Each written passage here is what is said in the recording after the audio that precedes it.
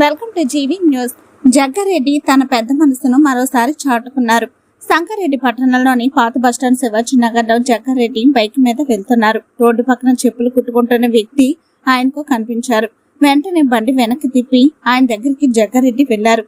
Road పక్కన వానికి తడుస్తూ ఎండకి ఎండుతూ చెప్పులు కుట్టుకుంటున్నానని, డబ్బులు లేకపోవడంతో కనీసం నీడ కూడా ఏర్పాటు చేసుకోలేకపోయానని వివరించాడు.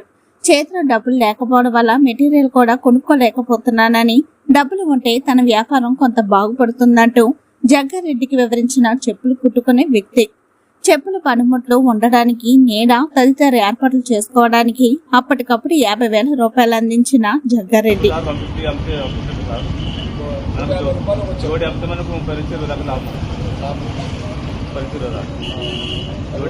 చెప్పులు డైలీ పోతుంది సార్. 5-6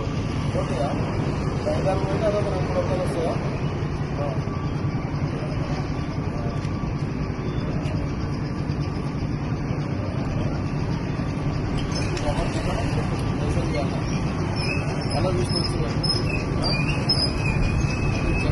మళ్ళీ రాత్రి రాత్రి మళ్ళీ ఇంటికి వస్తుంది.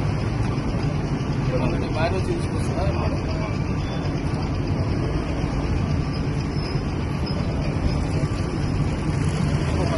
చెక్క 10,000 చెక్క చేసుకోవాలి. 25,000 చెప్పులు పెట్టుకోవాలి. కాకుండా 25,000 ఒక 10-15,000 పెట్టి డబ్బు చేసుకోవాలి. 25,000 చెప్పులు పెట్టుకుంటే ఏమంటారు? 25,000 చెప్పులు పెట్టుకోవాలి. 15,000 డబ్బులు చేసుకోవాలి. ఎంత అయింది ఇప్పుడు? 40,000. ఇంకా 10,000 దానికి దీనికి వాటికో సామాన్ ఏమైనా కావాలి? ఎంత కావాలి దానికి? సామాన్ 10,000, చెప్పులు కొత్త చెప్పులకు 25,000, డబ్బకు 15,000, మొత్తం 50,000.